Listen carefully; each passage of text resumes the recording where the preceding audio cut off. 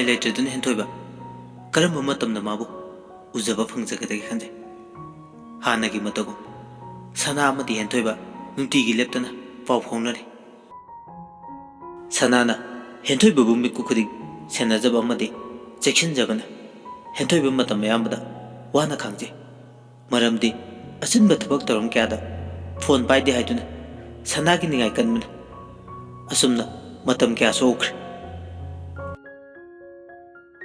सजीबुगी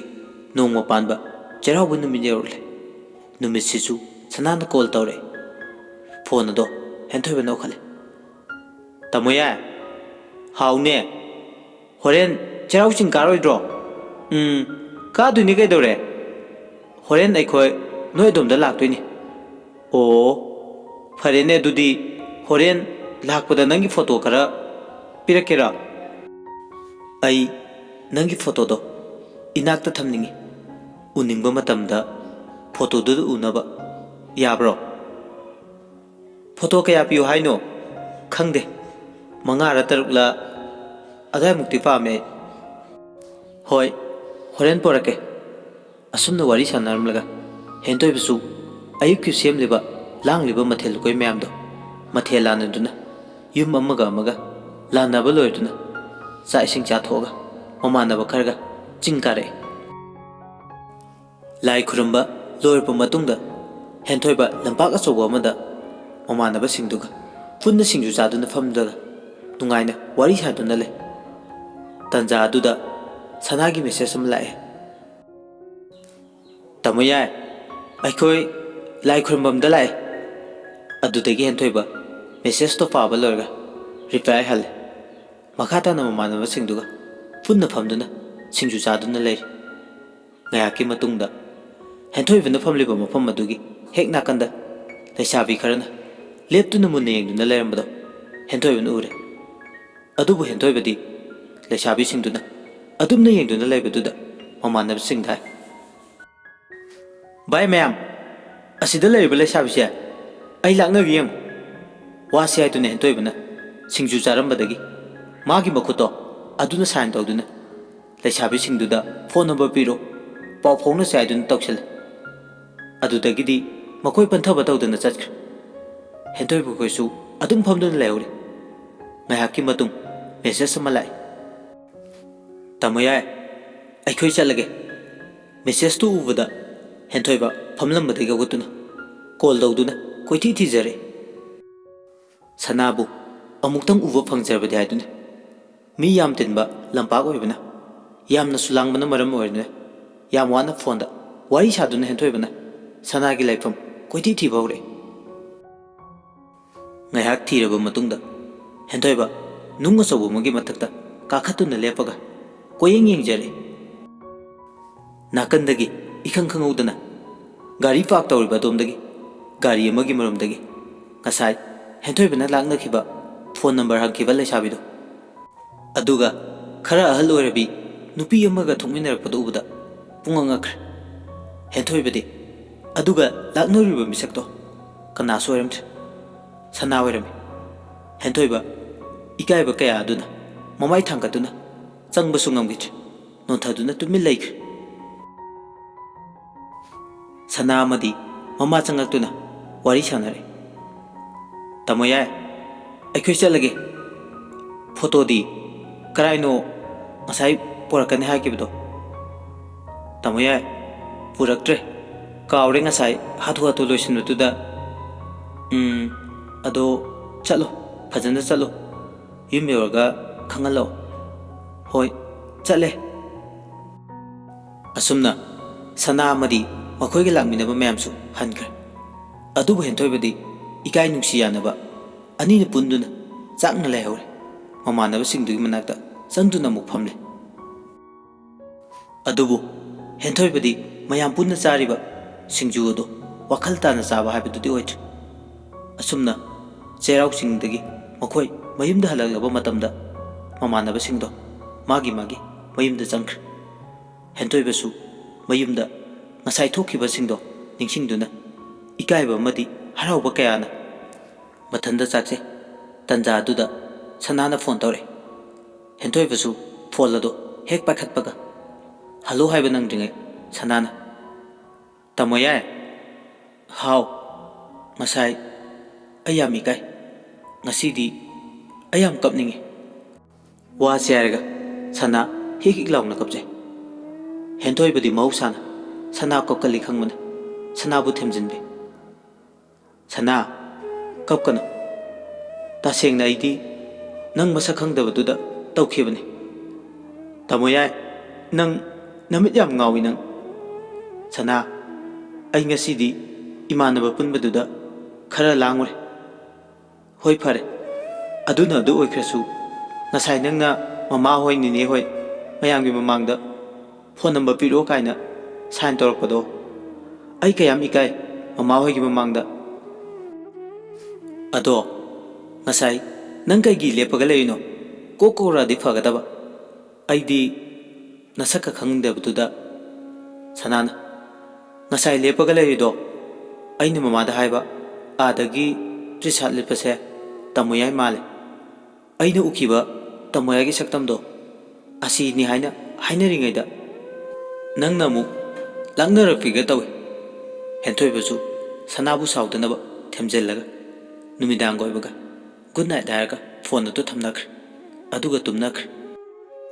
masigi makha tarakpada makhoini sum khangnarakpana nongmadi ikang khangawdana makhoi ani yeksara lai hangnare henthoiba madi sana yeksha lai palame henthoibadi phana pullabasu phana nungsijarabasu yek haibase phattabana lapthoknaba honaje adubu sanadi punchigi ahanba nungsiba masa khangjarakpa tangkak asida yek haibase leramana kappa natana upai lejagite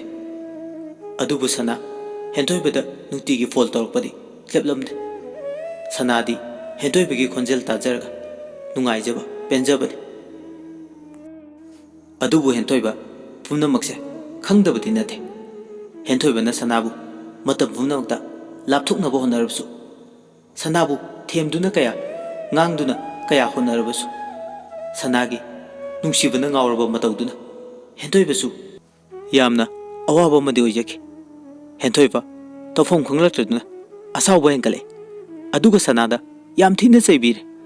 henthoibana sanada mapoksimagi yek haibase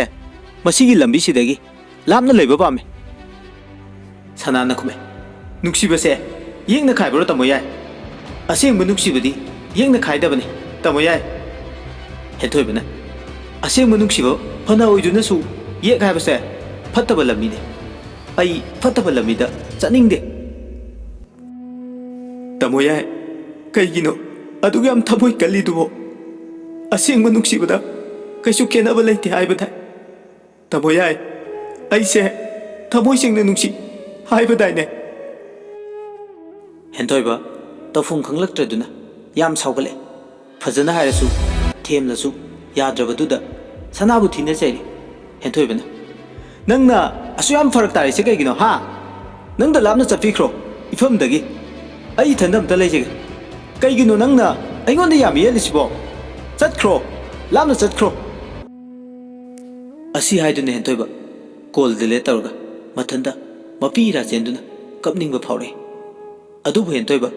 khudakta mai tathokduna kapningba phanaba mathanda honaje phanda saurabasu phana thina nganglabasu sana henthoiba budi warau jadabani call adum tawjarakpane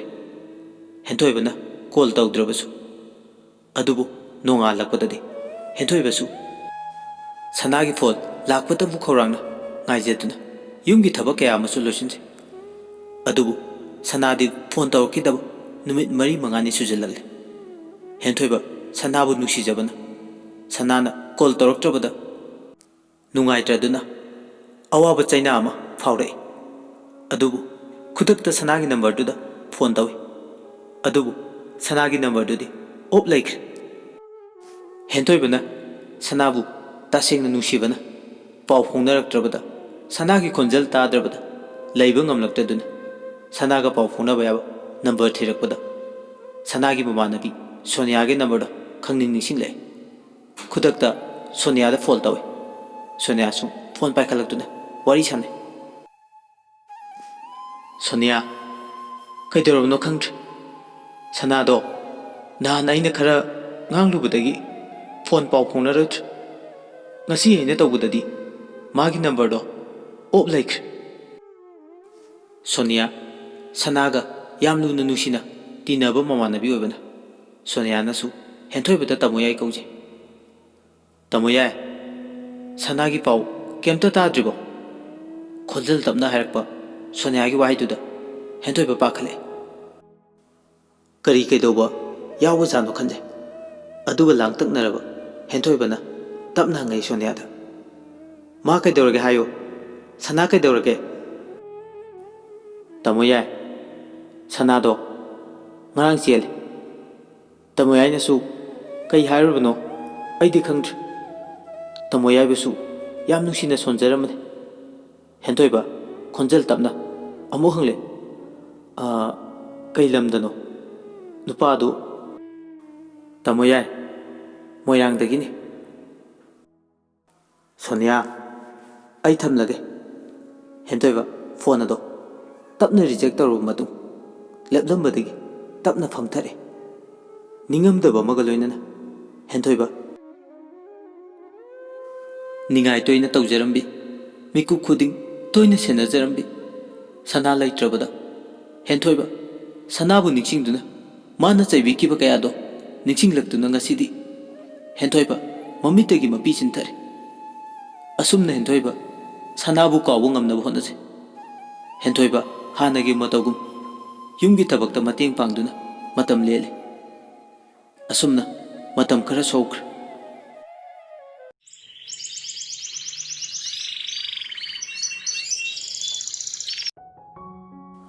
henthoi ba koigi pukri mole aiduna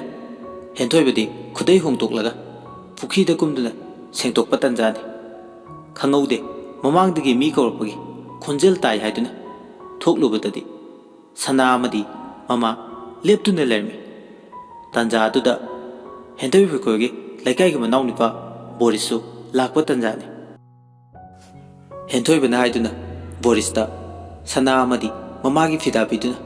mangonda phamale henthoi basu kudakta iruja thoga Boriska mapani puna mayam thakna baiduna cha lona honaje chana ba chapoti sana amadi mama khoina phure aiduna sanagi mamana pire Borista sanagi mamana hai ibungo baba mama khoidi udena kai kai chana khige baba di thabak chatki mama ima di dukan da pochai khara laini haidana thokibane ngayaki matung henthoi bagi mama swale mayam puna wari ngak sarugi matungda sanana henthoi badagi bama pedi kipto henthoi badi law haibe aju sanana ire tamoyai machan namana mabung amada nuksina piba khudolse laura roidro henthoi ba nokphet tawraga clip bada lokshin icham chamba kopi khaba ma oibana henthoi bana mafam kangna fajana thamjankre ngayak leiraga sana amadi mama makhoi ni chu chatkre henthoi basu makhoi ni bo matek ma tinthokpere masigi matung matamgi matungina sana su longkre henthoi ba thabak tawdaba ahangmu matamda tawphom khanglamde smartphone chu paidabana adubu khangudana henthoi ba haukraba kuina unarudraba magi mamanaba ningthem ningsingle aduga magi number pau phonaba yaba number thibawre adubu ningthemgi number de phangithre machanupi nihagi number oina phangle khudakta nihada call tawe henthoi bana niha su phone do bai khale hello kana niha natro ai ningthemgi mamanabne o ai ningsingle ado akoi dadadi yumda laitiye thabak mofamda lapna laiki o ado noi daga pau phuna ba yaba number ga laigadra phone chu pai ki debo akoi dadado ado mana leri mafam dusu network yam nungai tabane aikoi su pau phajana phauna bangamdi as beran he du de aidi thaba hangu matamda ꯄꯥꯎ ꯐꯥꯎꯅꯅꯕ ꯂꯩꯔꯦꯅ ꯍꯔꯥꯎꯖꯔꯨꯔꯒ ꯅꯤꯍꯥꯅ ꯈꯨꯝꯃꯦ ꯑꯗꯨꯒꯤꯕꯨ ꯑꯩꯒ ꯁꯥꯔꯕꯁꯨ ꯌꯥꯗ꯭ꯔꯣ ꯍꯥꯏꯁꯤꯕꯣ ꯍꯦꯟꯊꯣꯏꯕꯅ ꯈꯨꯝꯃꯤ ꯌꯥꯏꯗ ꯑꯗꯣ ꯑꯩ ꯀꯣꯟꯅ ꯇꯧꯔꯒꯦ ꯊꯝꯃꯒꯦ ꯍꯣꯏ ꯍꯣꯏ ꯊꯝꯃꯣꯗ ꯋꯥꯔꯤ ꯑꯁꯤꯒꯤ ꯑꯅꯤꯁꯨꯕ ꯇꯥꯡꯀꯛ ꯃꯇꯥꯡ ꯑꯁꯤꯗ ꯂꯣꯏꯁꯤꯟꯖꯔꯦ ꯃꯌꯥꯝꯅ ꯀꯃꯦꯟꯗ ꯑꯄꯥꯝ ꯄꯥꯝꯗ ꯊꯝꯕꯤꯔꯝꯃꯨ ꯁꯦꯝꯗꯣꯛꯆꯅꯕꯒꯤ ꯇꯥꯟꯖꯥꯗꯨ ꯂꯧꯖꯒꯦ ꯀꯔꯤꯒꯨꯝꯕ ꯈꯨꯗꯣꯡꯆꯥꯗꯕ ꯑꯆꯤꯟꯕ ꯈꯔ ꯂꯩꯕꯗꯒꯤ ꯅꯨꯡꯇꯤꯒꯤ ꯋꯥꯔꯤ ꯍꯥꯞꯄ ꯉꯝꯖꯈꯤꯗ꯭ꯔꯦ ꯃꯁꯤꯒꯤꯗꯃꯛ ꯃꯌꯥꯝꯅ ꯉꯥꯛꯄꯤꯒꯅꯤ ꯃꯁꯤꯒꯤ ꯃꯈꯥ ꯇꯥꯔꯛꯄꯗ ꯋꯥꯔꯤ ꯆꯥꯡ ꯅꯥꯏꯅ ꯃꯌꯥꯝꯒꯤꯗꯃꯛ ꯍꯥꯞꯄ ꯉꯝꯕ ꯑꯣꯏꯖꯒꯦ